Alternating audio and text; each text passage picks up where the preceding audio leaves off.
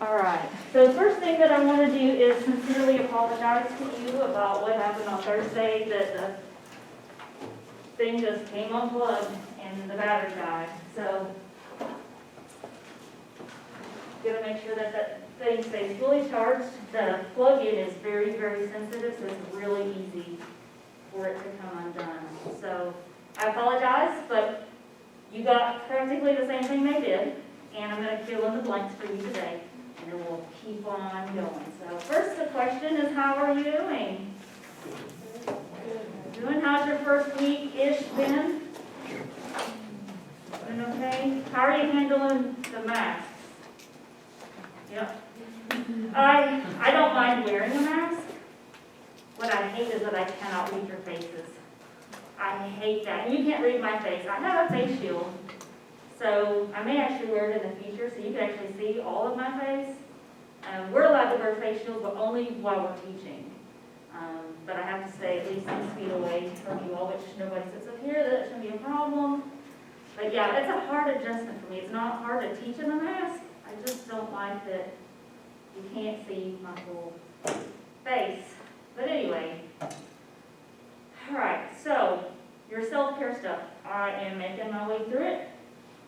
Once I'm having all 4 of my classes do the self-care assignment. So my list has grown from the 1 page we had developed last year to it's almost 2 pages of different kinds of self-care techniques. So thank you for your new and creative ideas. Once that list is finished, I will post it for you on Georgie, because even though you have some of your own self-care techniques set, some of you might see something on that list that catches your eye, like, oh, I never really thought about that. I know that is true for me out of the list that you all of my students have created. So that's where that's going. Working on those grades should be fine.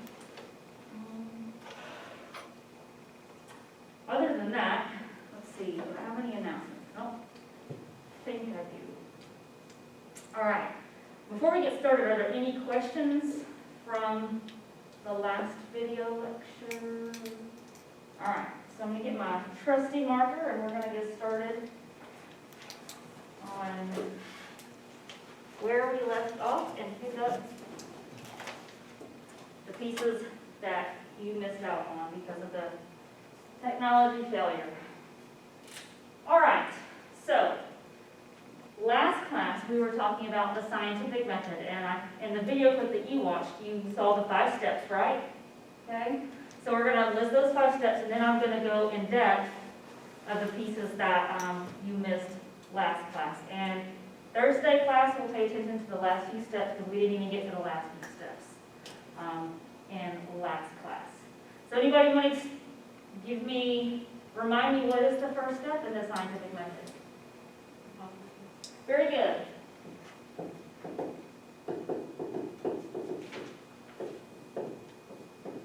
Okay. And somebody tell me what a hypothesis is. Remember the definition? Statement of prediction. Excellent. A statement of prediction. Very good. So you can start off with a hypothesis or a research question. Typically, in research, we use research questions in what we call exploratory studies, and we tend to use hypotheses in explanatory studies. So that's something I covered last class that you didn't get to watch because the camera became unplugged.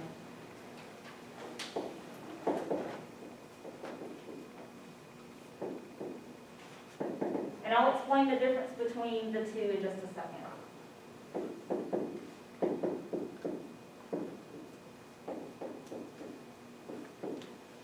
Okay? Exploratory research is generally that which you are researching that people have very little knowledge about and that has not been researched hardly at all.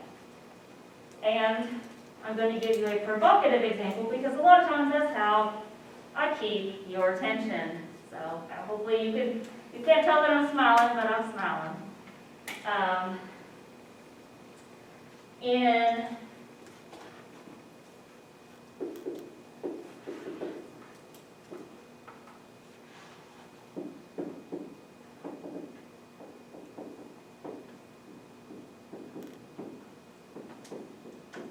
all right.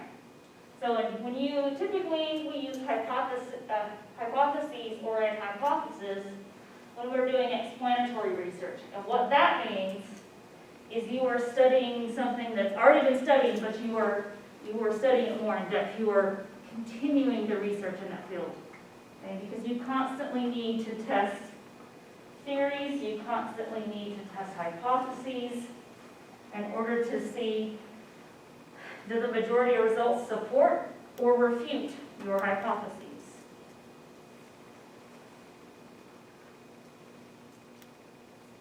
All right. You can start that down.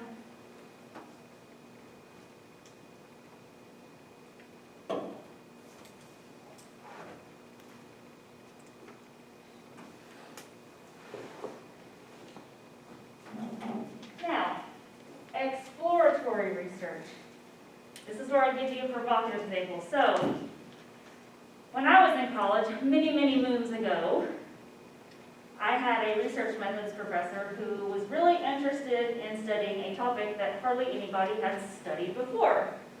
And that topic was BDSM. Has anybody ever heard of BDSM? Don't be shy. It's fine. You know what it means. I heard somebody laugh. I laughed, yeah. Okay, so you've heard of it then. I heard it. And you laughed. Okay. Anybody else? We got 1, 2, 3, 4. Okay, y'all are. I don't want any class division between my Tuesday and Thursday class, but nobody really moved Thursday. So anyway, for those that have not heard of it, it stands for. Does anybody want to tell us what it stands for? I think it's bondage. Bondage.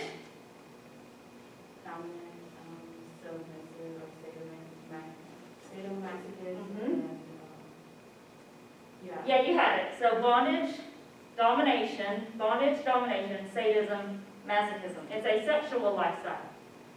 And so you're probably looking at me like, why in the world is Dr. Johnson talking to us about BDSM? Well, it's a great example to use for this, and it probably grabbed your attention much more so than some of the boring study. So this was back in the early 2000s. There was hardly any research on this. So she had actually a friend who was into that sexual lifestyle, and so she wanted to know a little bit more. So she started off with research questions. One research question could be, first of all, what is BDSM? What drew you to that? How did you learn about it? And a whole slew of other questions, right? So we don't know a whole lot about that topic. That's why we would use exploratory research, okay? And then I'll use that example too, also as we go through the different steps. When we talk about different research methods and research designs. Okay. Let's see. Now, for things that we know a lot about in terms of explanatory research, an example that I could give you is we know an awful lot about the effects of childhood abuse and trauma on the brain and life outcomes and things like that. So, but we still want to continue to study. You don't just want to stop studying it. So, for example, this is what we do know. This comes from, when I teach family violence, victimology, those sorts of things. So what we do know is that, it's good news actually, most children who grow up in abusive homes or have been abused as children, whether it be physical, psychological, sexual, or have been neglected, or a handful of all of the above. Most children from abusive homes or childhoods do not grow up to become offenders. That's what we've learned. We started off with exploratory research. Now we know that in explanatory research we continue to study it. Okay?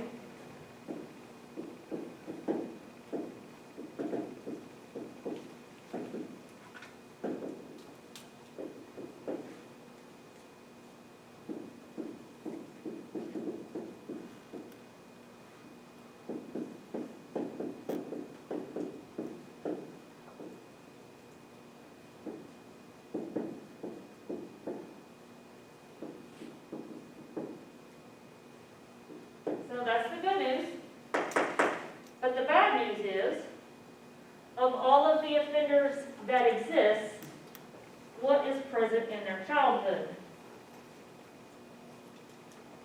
What do you think? Any guesses? Just the eraser.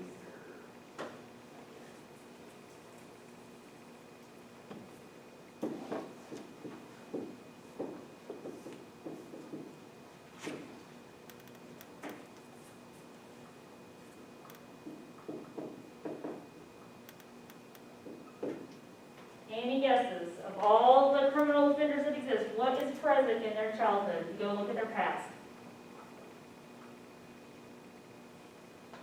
What do you think? Abuse. Excellent. And your name is it Brittany? Very good, Brittany. I won't even say most. I'll even go as far as say the vast majority, because when we say most, you're thinking like 51%. The vast majority, you're looking at 80 to 90%.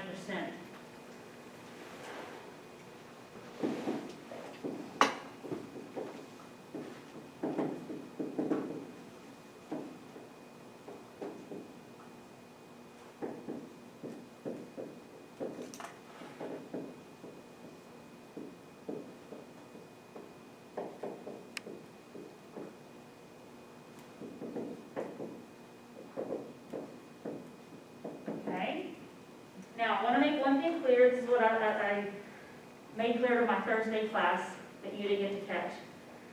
Is one of my number one rules in criminology is that when we are trying to understand offender behavior, why did Bobby Joe, or all the Bobby Joes, why did they beat their girlfriends or wives? Why do mothers abuse their children, things like that, whatever. When we're trying to understand behavior, we are never, ever, ever trying to excuse it. Is everybody on the same page with me? Okay? What's the important thing about understanding behavior? What do you think? Big smile on face. What do you think?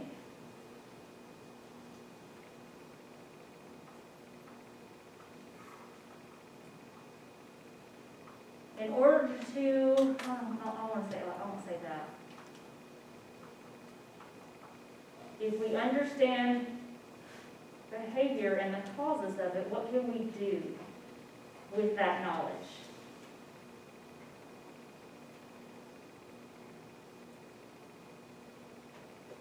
What about, is anybody, you might be thinking this, maybe just a little shy, and that's okay. Prevention. There you go. Some of you were thinking it, maybe it's a little too shy to say. That's okay. So, we take a look at this statement. However, of all offenders, the vast majority have some type of child abuse trauma in their past. It doesn't excuse their behavior, but it helps us understand it. And if we know that through this explanatory research, then we can seek to come up with solutions.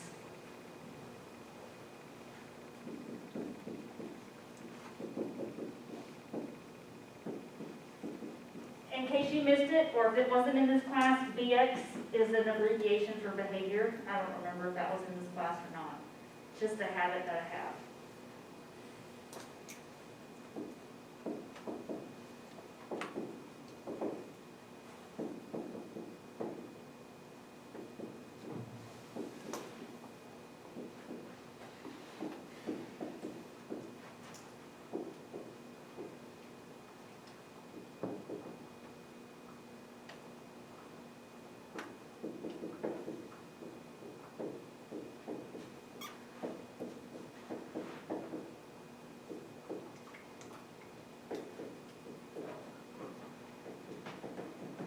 And to always make sure that in case you can't ever see the board, whether you or the Thursday class, I will always read what is on the board, okay? So this next part says, it doesn't excuse behavior, but this explanatory research and findings helps us understand behavior. Keyword being understand. Thus, we can seek to reduce or prevent it in the future. Prevent the problem. Reduce the problem. So just this morning, in my victimology class, we were talking about programs that we have that can help prevent children from being abused or catch it early. Early intervention. So ultimately what I'm trying to do for you here is to show you the connections between research and real life. Because it's real easy to look at this and be like, oh, this is boring, I don't care about it, it makes no difference to me. But yes, it does. It has real world applications. So that real world application is in Florida, which Georgia has gotten the idea from. In Florida, they have a program called Lawrence Kids. And what Lawrence Kids is a program that starts from kindergarten all the way up to senior year with language and age appropriate with each year. And what it does is it teaches kids what a healthy family should look like. Because let me ask you, who are you more likely to be victimized by? Someone you know or a stranger?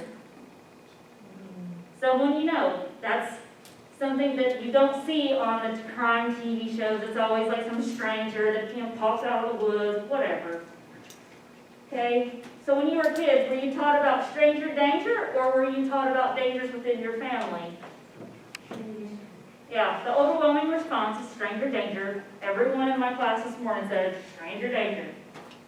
Okay? So if you're more likely to be abused by someone in your own home, such as mom, dad, aunt, uncle, grandparents, maybe a cousin, maybe even your siblings, if we can't rely on your parents to teach you that, how are you going to know what's right or wrong that's happening to you, say you're 5 years old? You don't know. Because what's happening to you as a child, that's all you know. And you think that's normal.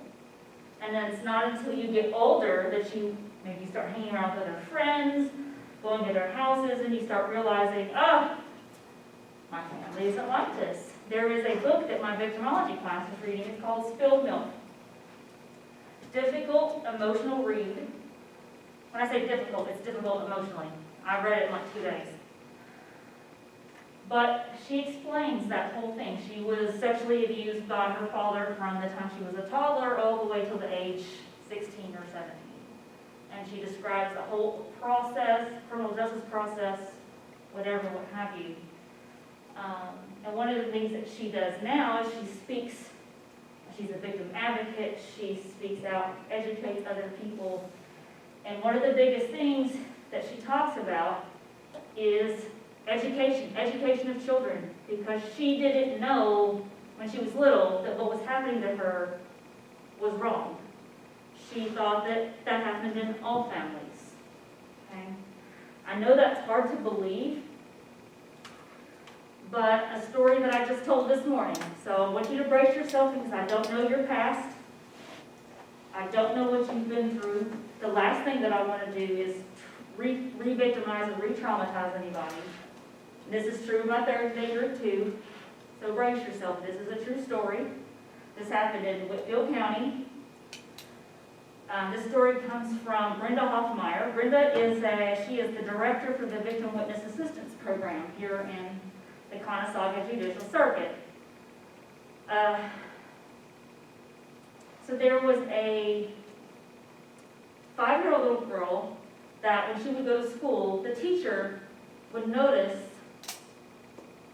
that she would go to the bathroom and wash her mouth out with soap every morning. Is that normal behavior for a 5-year-old? Or even a 25-year-old? No, that's a huge red flag. So the teacher took the student either to the nurse, counselor, and reported the behavior. Well, through all the questioning and the investigation, it came out that, her parents would wake her up and she'd get ready for school, but mom would leave for work first. So it was her dad's job to make sure that she got on the school bus. Well, after mom left, before she got on the school bus, her father would make her perform oral sex on him. And he would proceed to, and I'm using adult language, it's probably not what the little girl said, but he would proceed to ejaculate into her mouth. Okay? I know this is hard stuff to listen to, deal with, but y'all, this is real life. It happens right here. A lot of y'all are nursing majors. A lot of y'all, some of y'all might work in the ER, and they're the first point of contact. But that story is horrific enough in and of itself, yes. But throughout other investigations, she made a statement that it makes my skin crawl. She said, "I thought all daddies did that."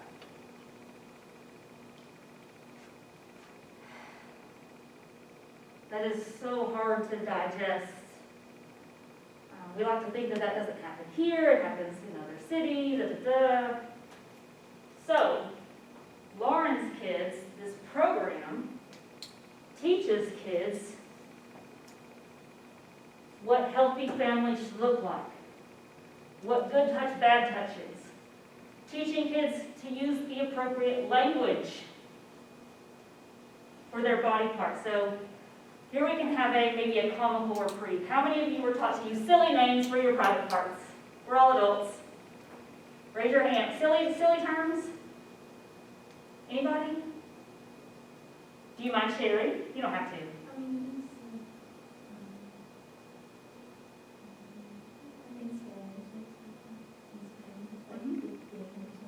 Okay, the thing? Okay. Yeah. Hoo-ha. I mean, this morning, this was good comic repeat this morning. We definitely needed it. One guy said that he was taught to call his private parts Alvin and the Chipmunks. And we can all laugh, it's funny. However, what could go wrong if that's what he's been told to call that, and let's say that a teacher in school asks the children, well, what's something that you and your parents do together? And what if, and so I use the mess, so what if you told your teacher that my dad likes to play with my Alvin and the Chipmunks? What is the teacher likely to assume in that moment? Is she or he likely to suspect sexual abuse? Or that maybe dad likes to play with his toys called Alvin and the Chipmunks? Okay? That's a made-up story, but, well, part of it. That's what he was taught to call it. Taught to call his penis and testicles. Those are the appropriate words.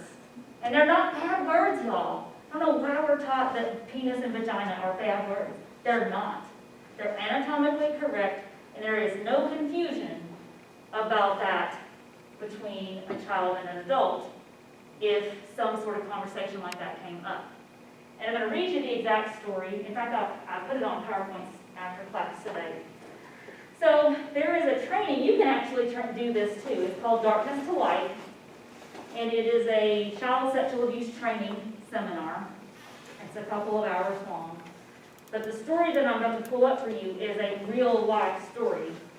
And the daughter, the young girl, was taught to use the word cookie for her vagina.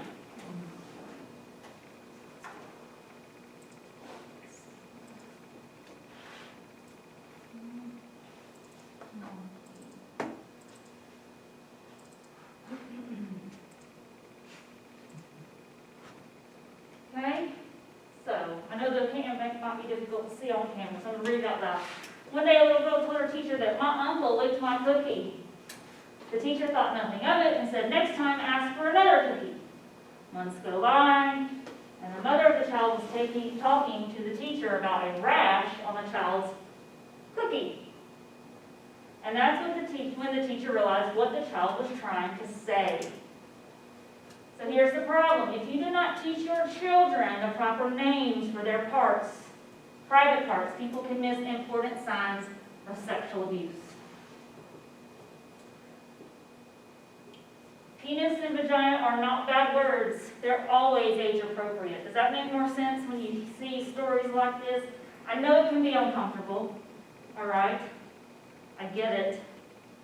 But I know there's at least one student here that's got two, maybe one or two students in here that have children.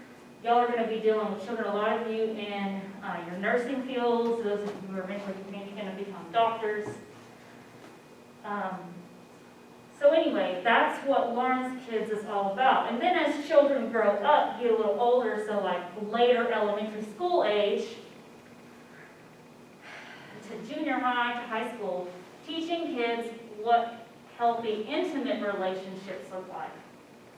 Okay, that it's not normal for someone to demand to see your phone all the time and to demand your passwords and all of it, have always access to your social media. I mean, the whole gamut goes on and on and on and on. Because if you can't rely on your own parents to do that, who else is going to do it? So the good news is Georgia has followed suit, and now we have a program that is similar. It's not called Lawrence Kids, it's similar. And it was implemented January 1 of 2019. So that explanatory research, now that we know this, the earlier the intervention, the better. We just talked about, we started this course talking about mental health and self-care and mental hygiene. And that's going to take a lot of recovery, even if you catch it at an early age. But the earlier, generally, the better. Okay? So theory, research equals policy, public policy, and laws. In trying to protect children, trying to prevent victimization, and ultimately trying to prevent mental trauma. Okay, is this making sense thus far? I hope that you are seeing that research is connected to the everyday, real world. Okay. I know this is hard stuff to talk about, but it needs to be talked about because you know what happens when you don't talk about it? Nothing gets done about it. That's right. Nothing gets done about it. All right. So, next step. Y'all remember the next step? So your hypothesis or research question, followed by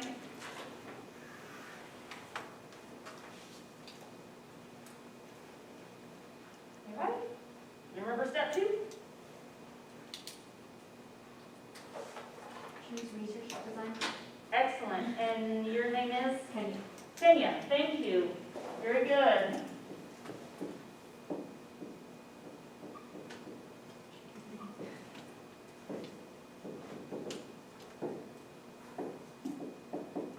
All right, and this is where I'm going to elaborate more here for you that you didn't catch from Thursday's class. So for my Thursday class, this will be a little bit of a repeat, but refreshers are always good. So there are multiple types of research designs or methods that you can do to go about collecting your data. Can y'all think of any? Surveys. Excellent job. Surveys. These are in no particular order, by the way. Surveys are just like polls, where you're given set answers and you select those answers. Yes, no, or you choose whatever answer is available to you. Surveys are really good when you want to reach a mass amount of people and whenever you're wanting to study a fairly general topic, like if you sent out, like learning about marijuana use. If I wanted to know about marijuana use among college students, I could create a survey and I could run it through, let's say I wanted to understand marijuana use among Dalton State College students, okay? Then I could generate a random sample. I'd have some sort of computer program where everybody's name that the students who are enrolled in fall of 2020, that program would generate a random sample. Random samples are important because that means everyone has an equal chance of being selected. So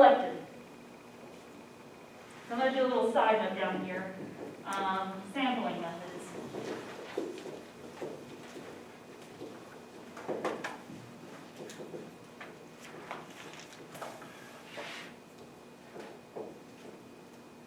So what I'm just describing to you now is the simple random sample.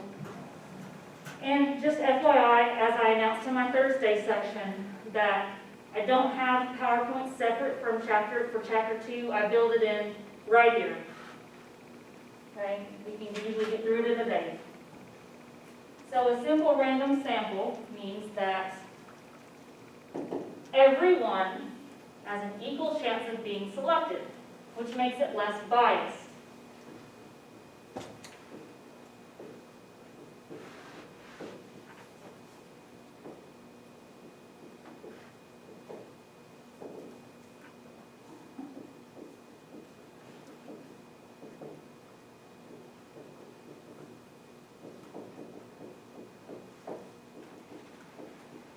Okay, so make sure that everybody can see this or hear it on the camera. So looking a little bit at sampling methods, one of the most, in fact, the simple random sample is the most common sampling method, especially when you're talking about surveys. So everyone has an equal chance at being selected, making it less biased. Biased. What does bias mean? Not favoring one side or the other. Bias it means favoring one side or the other, yes. Okay? Bias means like making judgments or having preconceived notions, those sorts of things. So if the computer randomly selects people instead of me going like, oh, I think I want to give you the survey, or you, does everyone have an equal chance? I might be picking people because based on who I like. Maybe I'm picking people based on who I don't like. I don't know. That is a very biased sample. Now, biased samples are not always bad in other situations. All right? But that's what we generally do for surveys, and so I could gather some pretty good basic information on marijuana use among adults that college students enrolled in fall 2020. And I'll get those surveys back, and then I can analyze those. Surveys are what you call quantitative.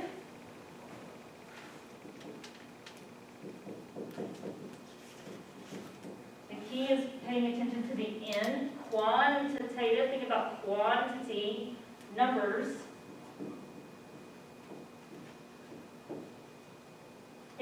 So quantitative data is numbers-based. So if I get all these surveys back, I insert all the data into some sort of statistical package and click a few buttons and out comes my results. That's numerical data. And how I'm able to interpret that data is if I have been well educated in statistics and I know how to read those statistics. Experiments are also largely quantitative. So experiments are another type of research method and design. Again, also tend to be quantitative. And experiments are rarely used in sociology and criminology. They are more often to be used in your hard sciences like chemistry, biology, as well as psychology and other social science. But there are cases in which experiments are done in sociology and criminology. And I'll give you a few examples, which I gave on Thursday. So you'll get to hear that, and then they'll get repeat. Let's see. So in experiments, you have two groups. I'm giving you the most basic form of an experiment. There can be all kinds of experiments. I'm giving you the most basic form. You'll have a control group and an experimental group.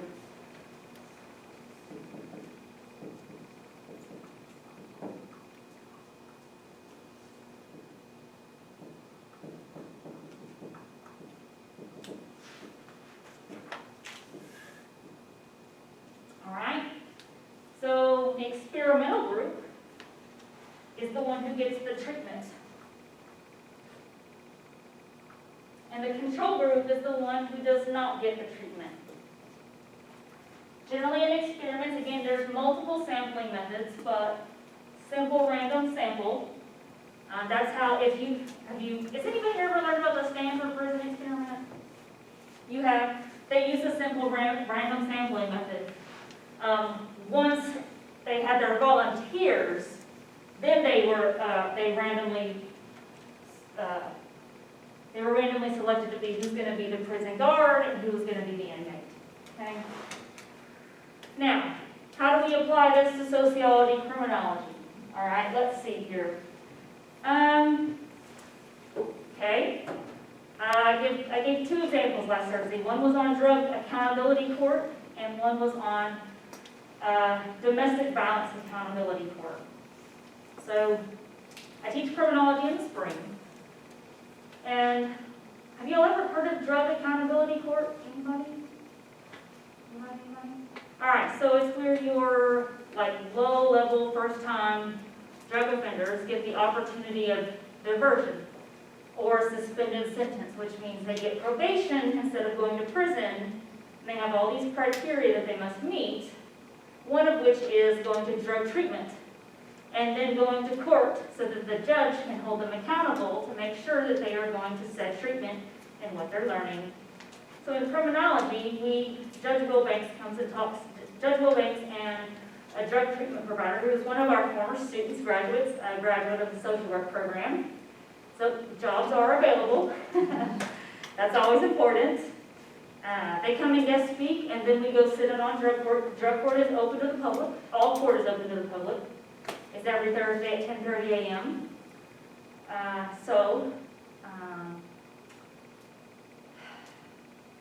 This semester, I teach advanced criminological theory. And so while we go to drug court, what we also get to do is we get to go to their staff day meetings in the morning, where everybody gets to update the judge on the cases he is going to see that day.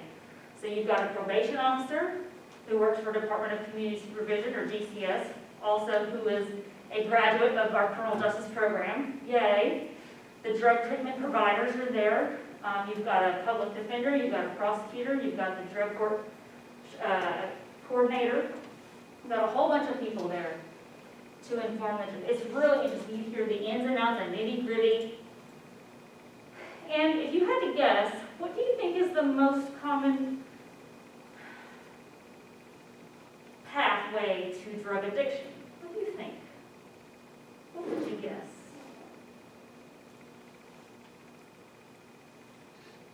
Is it for fun?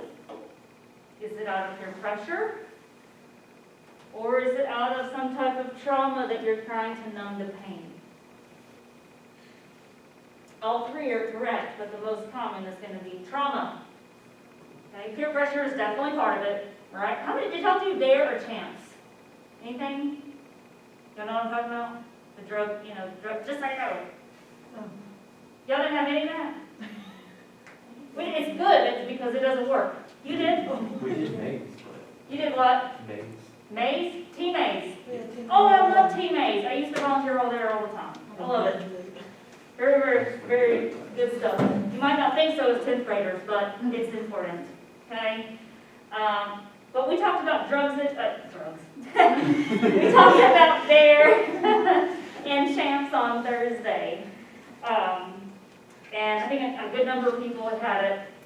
And, but you said, you shook your head yes. Anybody else? Any kind of like DARE program or CHAMPS that teaches you just say no to drugs? I'm bringing it up because they have actually evaluated those programs. The evaluation research is important too. Is the program that you came up with, is it working? Well, so they've actually found through experimental studies looking at, okay, kids that went to DARE or CHAMPS versus those that didn't, did they find that's less likely to experiment with drugs? Which one? Remember, the experimental group is the one that gets the treatment, which would be, sorry? Was it the control group? Correct. It would be the control group, which is not true 100% of the time, right? No research is perfect and going to come out with perfect results. But more often than not, those who never had any just say no. Because what it does is it shows you, one, hey kids, look at all these drugs and what they do to you. Wow. Oh, by the way, here's where you get them, but just say no. So, I mean, people, they have good intentions. We want to protect you. I get it. But that's one thing that they have actually used experiments on to see does it work. But here's the thing. Did they actually listen to those results? No, because a lot of you are still getting DARE or CHAMPS or whatever else it may be called. So, back to Drug Accountability Court. Trauma is usually the #1 pathway. Trauma being either from being abused or, here's another kicker, mom is like, let's see here, your name? Leslie. Leslie, I don't know your background nor do I know anybody else's. Let's say that I'm your mom and I'm addicted to meth and I want you to bond with me. So I'm like, hey Leslie, come here. And I introduce you to meth and you start using meth because you know what, I'm your mother and you want to spend time with me, you trust me, and you want to bond with me. And so she starts using meth and she gets addicted. Yes, parents do that to their children. But before we get all mad and angry at parents, it's likely a nasty cycle. It's likely that that parent had something happen to them, and them, and them, and them. But here's the good news. You can break the cycle. Just say no. Well, yes and no, yes. The good news is the cycle can be broken, but it takes a lot of things to be put in place for that to happen. So back to Drug Accountability Court, we look at places that don't have these versus people who get treatment, drug treatment. Because if you throw people in prison, does that treat the problem? No. In fact, where's the easiest place to get drugs? Prison.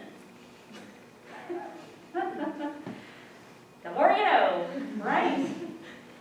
So we've learned through experiments that those programs have a large rate of success. It does not mean that people are not subject to, relapse. People can always relapse. Then we also have Domestic Violence Accountability Court. What that is where you have your low-level domestic violence, usually first-time offenders. Instead of sending them to prison, same process, probation, a suspended sentence.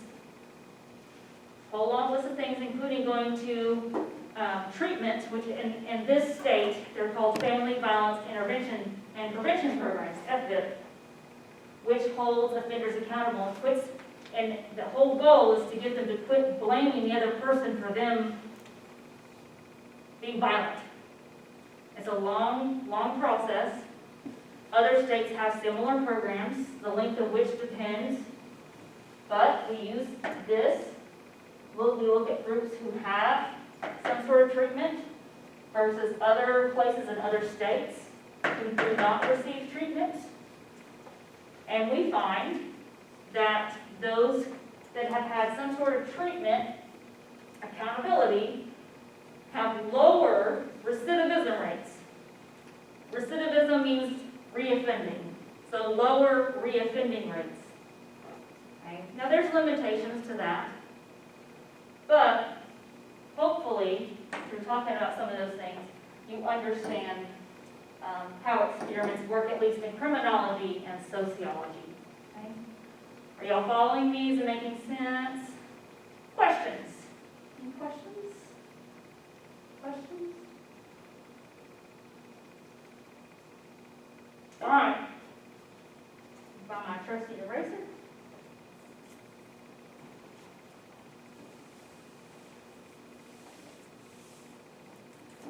All right. Then, another method And you can have two types. You can have one-on-one, or you can have focus groups.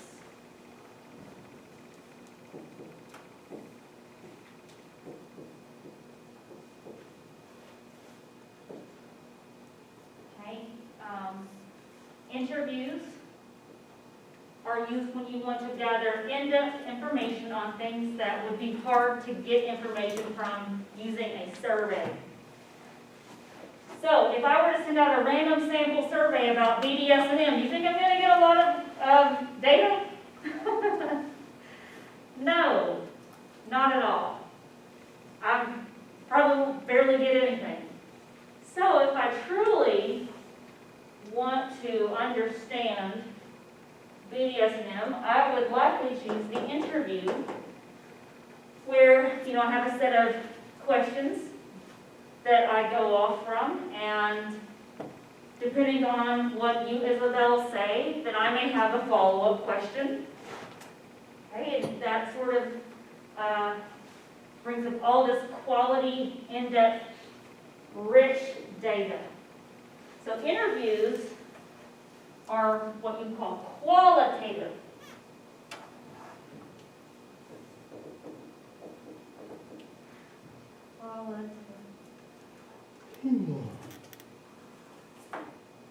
Let's see, that's the right qualitative, yes.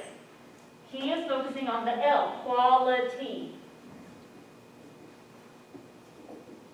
Interviews give you rich, in-depth data.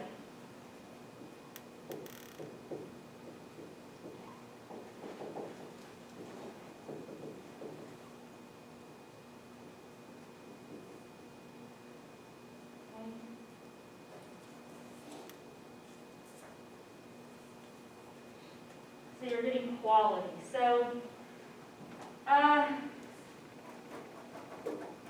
one-on-one is exactly like it sounds. Researcher, participant. Focus groups would be researcher and probably no more than 8 to 10 people. You probably really want a smaller group, more like 4 or 5.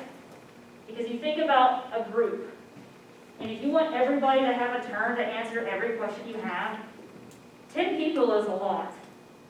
Okay, so generally your focus groups, you want no more than 10, ideally a lot smaller, 4 or 5. So, can anybody give me some examples, besides the BDS&M topic, that you might use interviews for instead of surveys?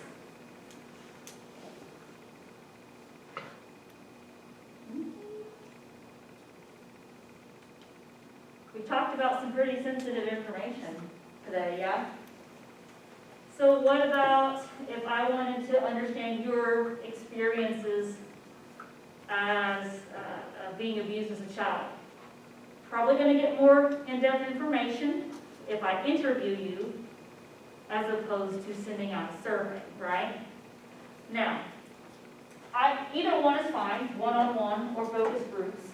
Can anybody give me a reason as to why focus groups might be more beneficial in this sense? You get more responses, or different responses at one time? Okay, perhaps you're on the right track, because you would do multiple sessions of focus groups. So you'd have like a focus group on Monday, a different set of focus group on Tuesday.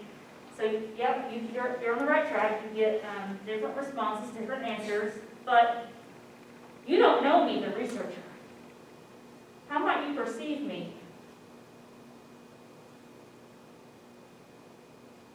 Maybe that I'm judging you, or think poorly of you, or something like that. So if you were in a room with other people who have similar experiences, you might feel less frightened, less intimidated, feel like you have people you can relate to. Does this make sense?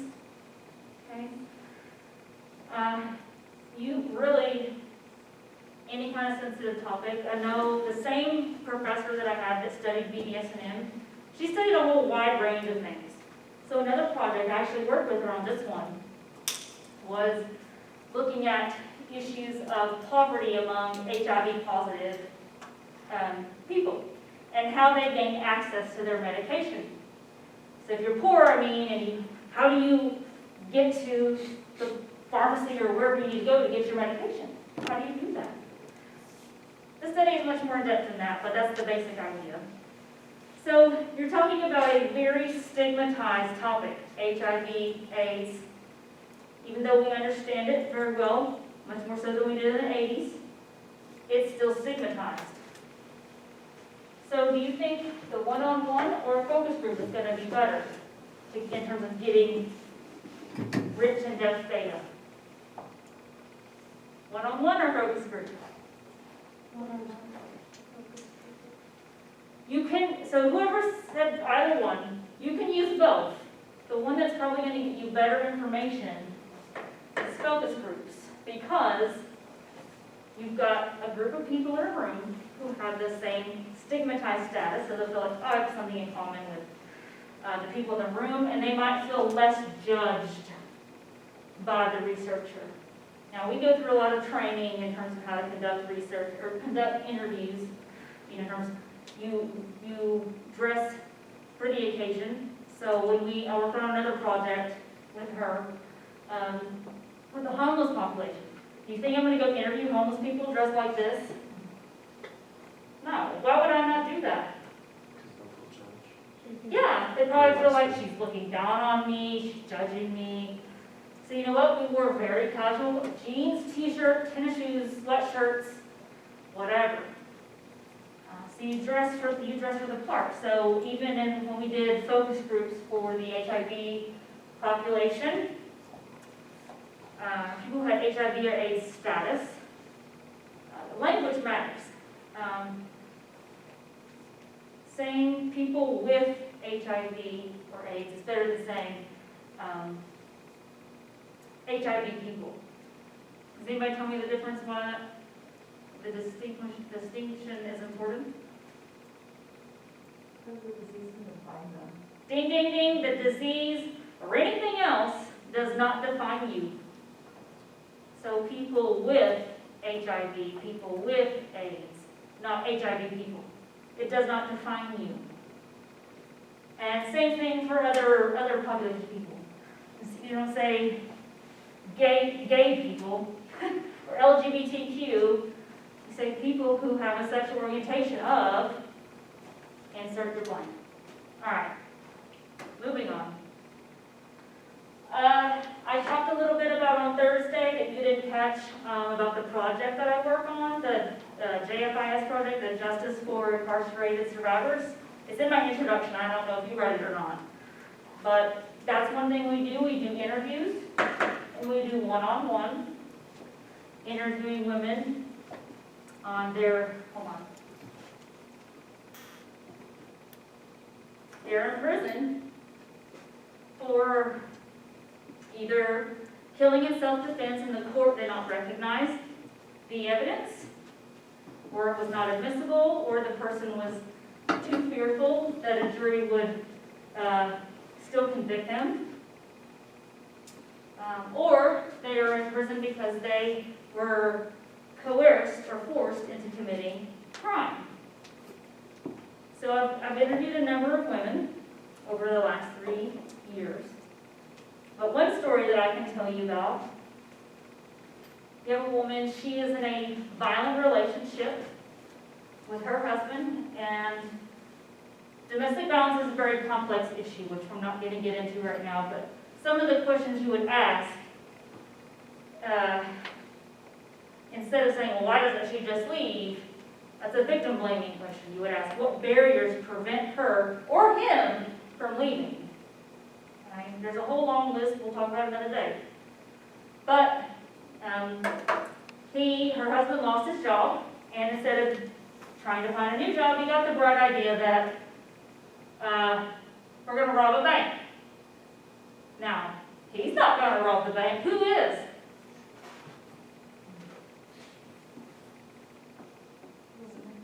Not him, but his wife. How is he going to make her do that? Threatening her life. Sorry? Threatening her life for abusing I'm sorry, it's your mask is off. her. Threatening her life for Yes. abusing her. There you go. Then Thursday, somebody said, their first thing was, did they have kids? Yes, they had 2 little ones. And you said threatening her life. You were exactly correct. So they pulled up to a bank, and when I say they, it means he and those 2 kids were in the back seat. He was driving, she was in the passenger seat, 2 kids in the back seat. And he puts a gun to her head and says, if you don't go rob this bank, I'm going to kill our kids. So what do you think she did? Rob the bank. Now, we never know what we're going to do until we're put into a situation. But just about any mother is going to try to do their best to protect their kids. And so there she ends up in prison. She robbed a bank. She threatened somebody else's life to get money. But she herself was forced or coerced. So our whole job in this project is, it's really interesting how our group, we're made up of victim advocates, researchers such as myself, attorneys. It's amazing how much information we can gather just like that, but yet the DA's office couldn't do that. It's really not that difficult. It's time consuming, but it's not difficult. So those women, what we're trying to do is we're gathering this information to create a letter to send to the parole board so that they get paroled when they're eligible for parole. To date, we've had 16 paroled. Now we can't take credit for that because we don't know if our letters is what got them out. But what Georgia Department of Corrections has told us, keep doing what you're doing because it's making a difference. That sends a message. So those one-on-one interviews is what helps us gather all that information. So again, research process showing you how it's related to the real world. Okay? Now, in terms of sampling regarding interviews, you've got a couple of different methods. The most common method in interviews is convenience sampling.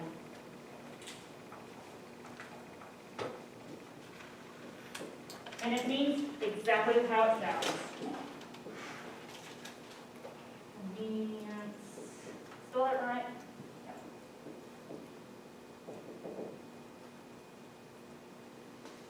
When you're trying to study something like domestic violence, it's difficult to do, say, a random sample. So for us, we are simply sampling those that are convenient to us. And so there's no random sampling. That's why I said earlier that not all biased sampling is bad. Does that make sense? Now, that's convenient sampling, all right? There's also such a thing as what you would call snowball sampling. So you tell me, what happens, say you start with a snowball and you roll it down a pile of hill that's some more snow. What happens? The theory is that it gets bigger and bigger. So the snowball sampling method can be good for any kind of interviews, but I'll give you an example in just a second.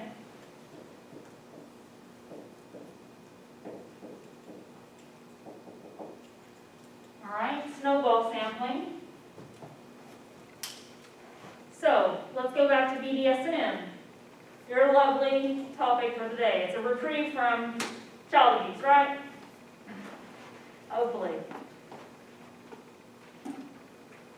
Now, I told you that my professor, she got interested in this because she found out one of her friends was in this sexual lifestyle. And I don't think I explained it. It's bondage, domination, but sadism, masochism. Sadism is someone who gets sexual pleasure from inflicting pain on another. But they go well with a masochist because a masochist is a person who gets sexual pleasure from pain being inflicted on them. So it's like a yin and a yang. Does that make sense? It's only okay when it's consensual. Everybody got it? BDSM lifestyles are consensual. If it's not, that's abuse, assault, rape. Okay? Anyway, well, she only has the one friend that she knows about. Well, what's she going to do now? Who else is she going to interview? Is she going to put flyers up over town? I mean, there's nothing stopping her. But what do you think her next move is? got the friend, what you gonna do?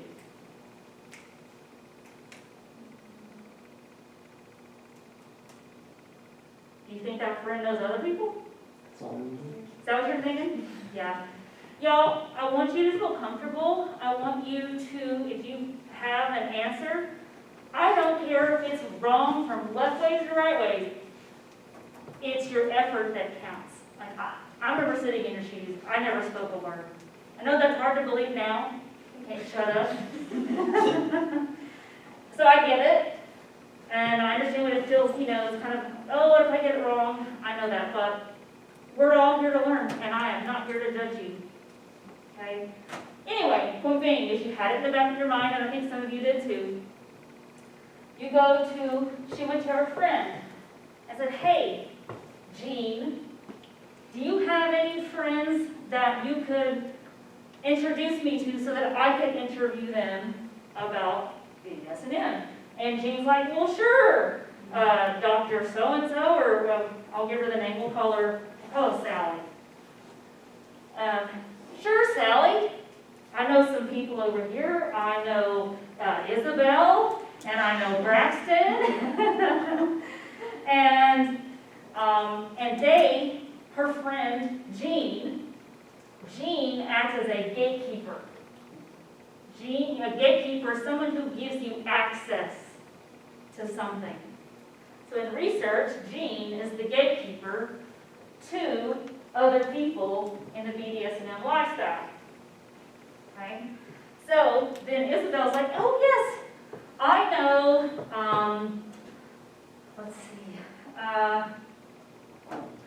Stacy. So I know Stacy, and I know Ish, and you can serve, you keep going, when I say gatekeeper, you are able to vouch for me as a researcher. I'm a researcher, I'm here to understand, I'm not here to judge you. And so that original friend is there to vouch, and it keeps going down the line. Okay? And people are free to say yes or no.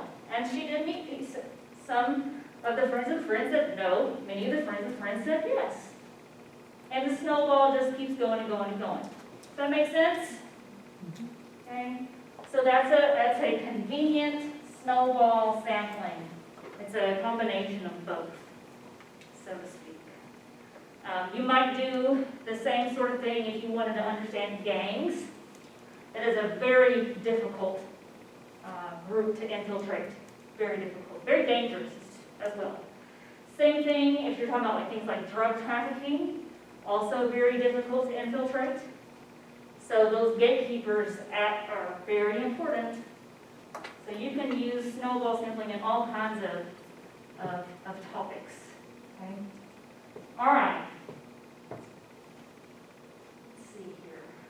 All right, so we've got through 1, 2, and then we have the other 3 steps. Y'all have any questions about, let's see, surveys, experiments, interviews, any of this?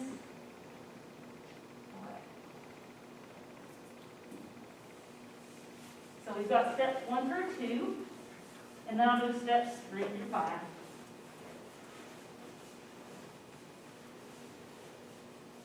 The steps 3 through 5, Thursday's group didn't get, but you sort of got in yours. And you'll get a little bit more explanation too. All right, so step number 3, once you've got your research design, then you are going to then, do y'all remember? What are you going to do with your design now?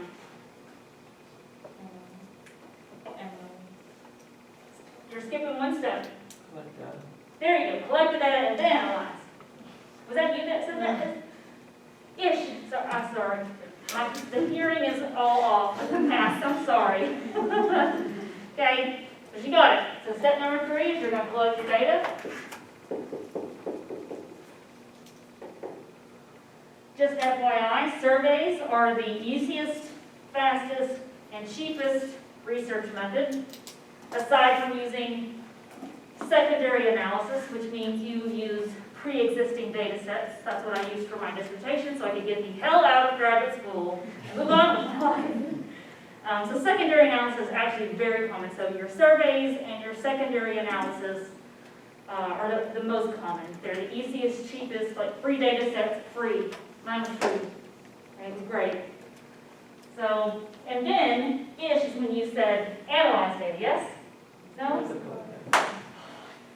I'm sorry. I'm really either I'm deaf or the masks are throwing me off. And it's okay, you can laugh at yourself. I laugh at me all the time.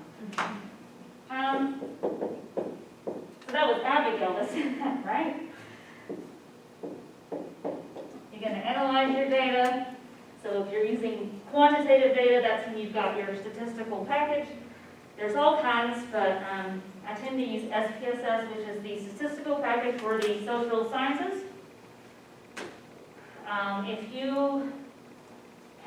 If you're doing qualitative data, then you're looking for themes and patterns in what people are saying.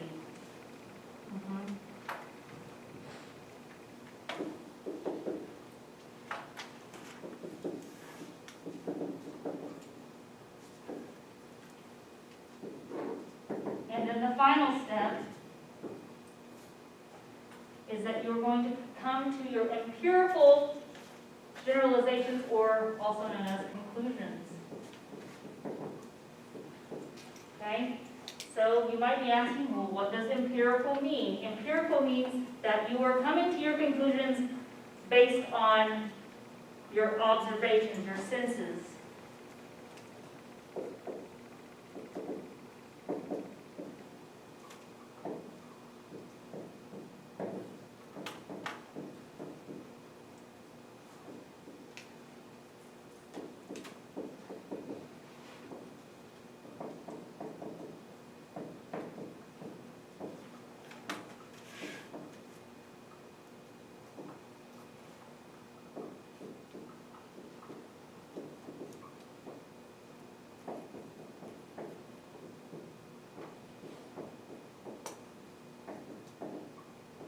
Okay?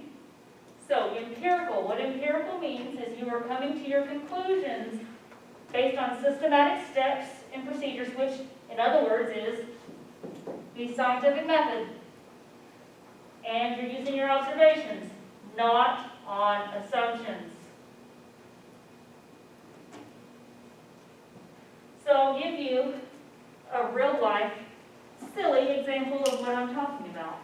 Now, in the theory section, I will introduce you to Auguste Comte, who is the father of sociology. But he is one that argued that we could study the social world as rationally as we can the hard sciences, right? So let's see here. Javier? Javier, all right, let's see. Use Javier. Javier is driving down Old Country Road in his pickup truck. And then as you're driving down over to your right-hand side, you see a pasture of cows. I like to call them moo-moo cows when I pass them. It's just a funny little thing that I do. Does anybody else do that? It's just me. I know I'm not alone thanks to social media, but so you see a bunch of moo-moo cows. But there's one cow that catches your eye for whatever reason. And let's say that you only see the cow is facing this way, you're going this way, so you only see the cow's left side. And you see that the cow is white, it's a white cow, with a big brown splotch on the side. You're like, wow, what a beautiful cow that is, for whatever reason. Now, can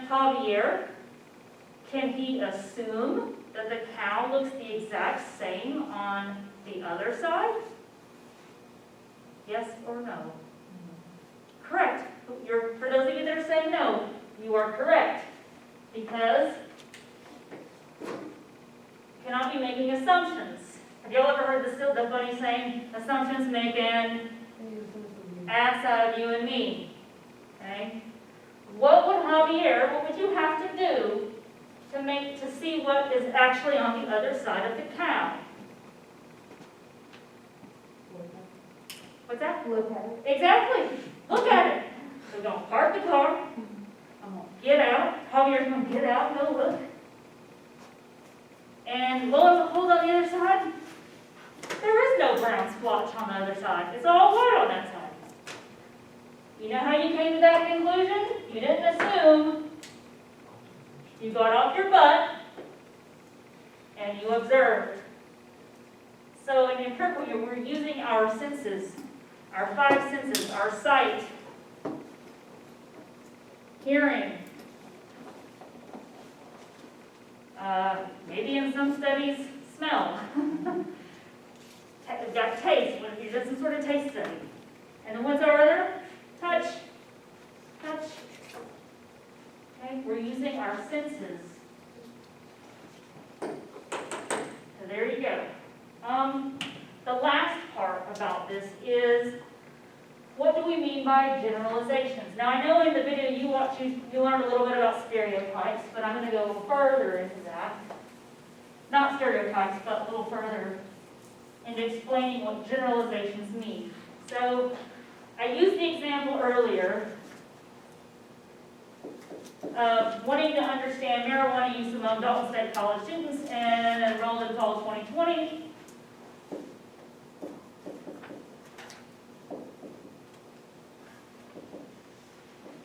I'm just going to abbreviate to MJ. MJ use. That is your population.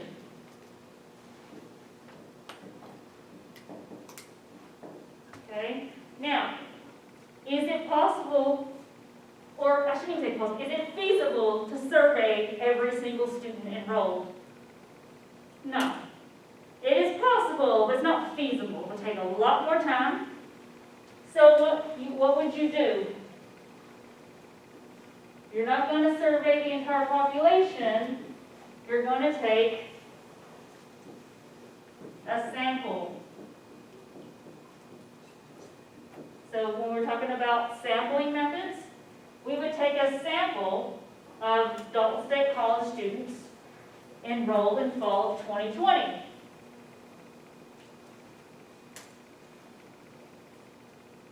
So when you get your results, let's say we find that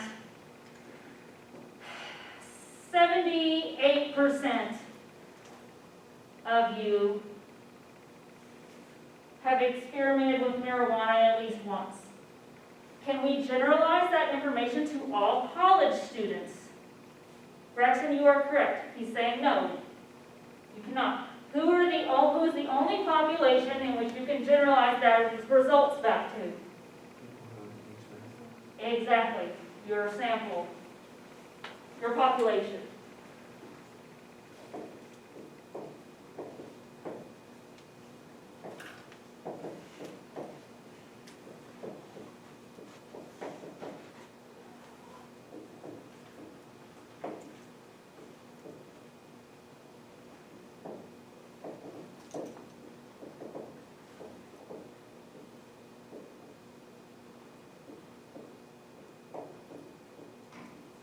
Let me repeat this out loud so I won't let you go.